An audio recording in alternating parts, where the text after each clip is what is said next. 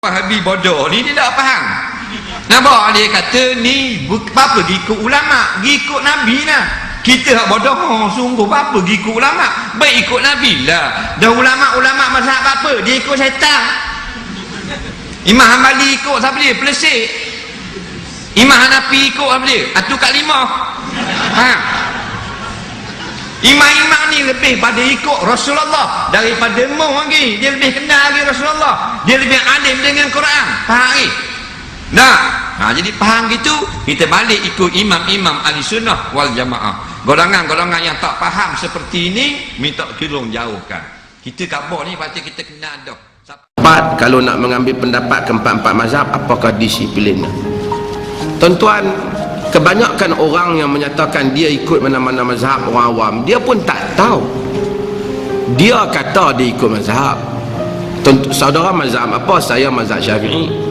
Saudara dengar Syafi'i kata dalam benda ni, tak tahulah ustaz saya kata saya mazhab Syafi'i. Dia tak tahu. Mazhab Syafi'i, mazhab bermaksud jalan Al-Imam Syafi'i.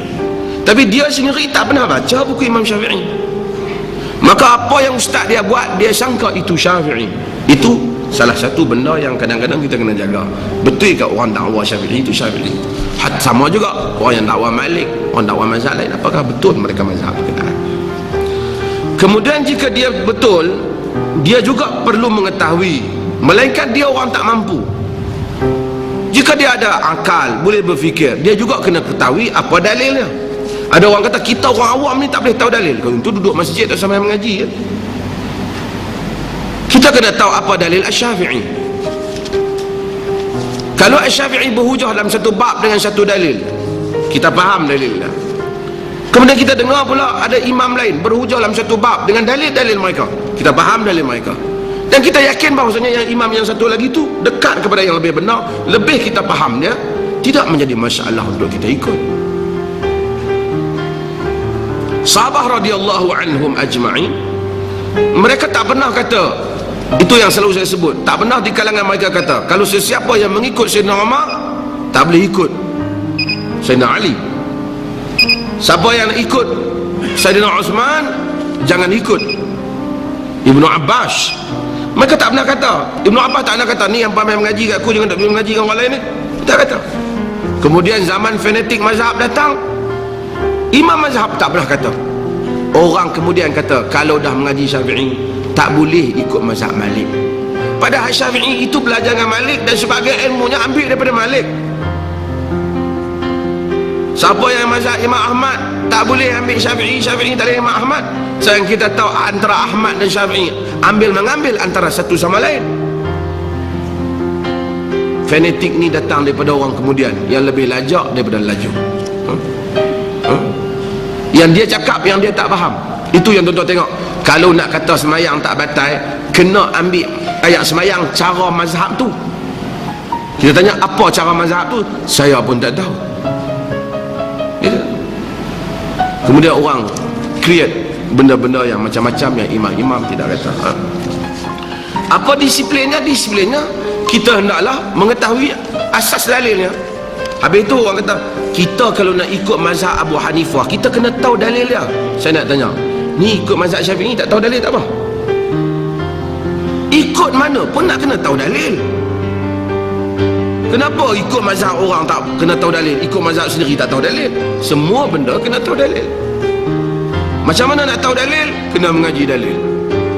Maka tak boleh orang yang mengajar tu fanatik mazhab, dia tak cerita sepatah apa mazhab lain kata. Dan mazhab dalam Islam ni banyak, bukan 4 ni. Nah, ada mazhab As-Sawri, ada mazhab Al-Lais bin Sa'ad, ada mazhab Al-Zahiri. Semua mazhab-mazhab ni ada. Cuma mazhab yang masyhur ialah 4. Kerana ada khazanah yang menulis buku. Nak azan?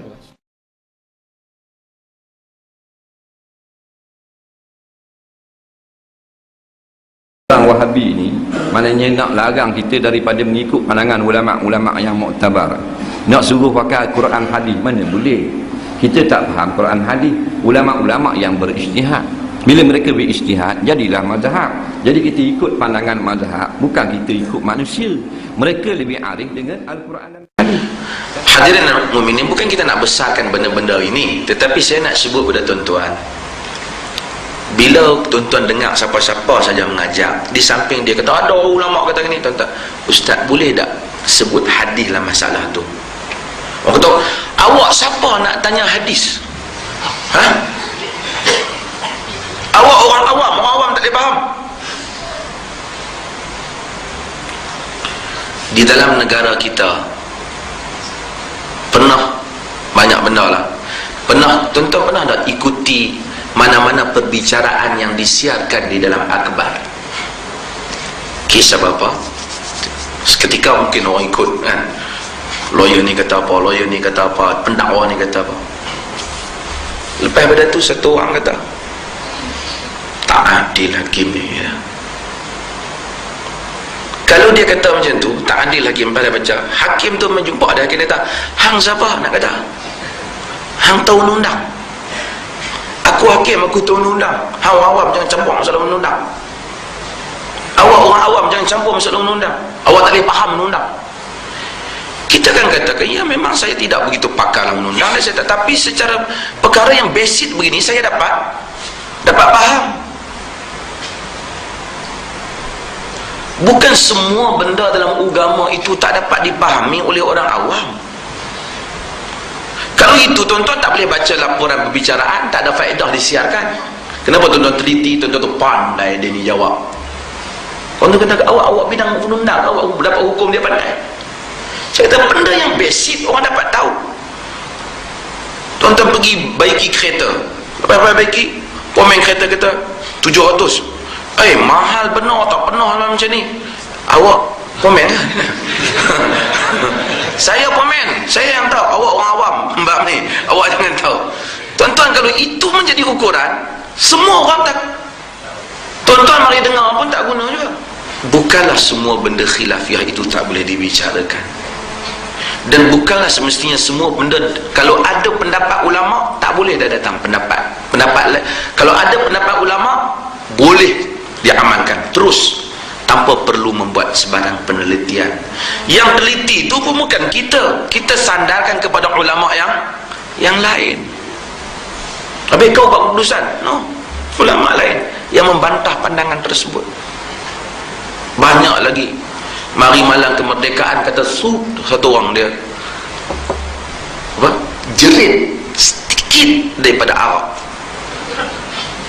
Kita kata jangan, haram arak. Dia kata aku tak mabuk. Tak mabuk pun sikit walaupun bantang, tapi kalau majak dia mabuk, kalau dia tu arak tetap haram.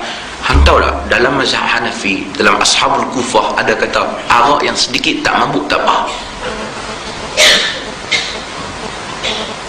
Kalau main khilaf tuan-tuan, semua benda boleh buat. Sedangkan ulama-ulama, Syekhul Islam Ibn Taimiyah telah menolak pandangan-pandangan ini kerana ia menyanggahi dalil-dalil. Sebab itu maka kita kata tak benarlah dakwaan setengah orang kata, tuan-tuan benda ni khilaf, ada kitab sebut, hak depa sebut tu kitab maka kata tak boleh, hak kita kitab kata boleh. Kita kata sama ada kitab kata ataupun tak, di hadapan kita hadis-hadis Nabi sallallahu alaihi wasallam. Pada era 60-an, 50-an, orang Melayu dilarang mempelajari tafsir. Tuan-tuan tengok, tuan-tuan tanya orang dulu-dulu, sesiapa yang mengajar tafsir di masjid dan di surau, mereka dituduh sebagai aliran kaum muda ketika itu. Kerana ada tak alasan orang awam tak boleh faham Quran. Dan itu berlaku, realitinya pun. Kemudian hadis Nabi kalau dibaca macam kita baca, salah. Orang awam tak boleh faham hadis. Kita hanya baca apa yang ulama dah simpulkan cukup. Sedangkan ulama juga yang menulis tafsir, ulama juga yang mensyarahkan hadis.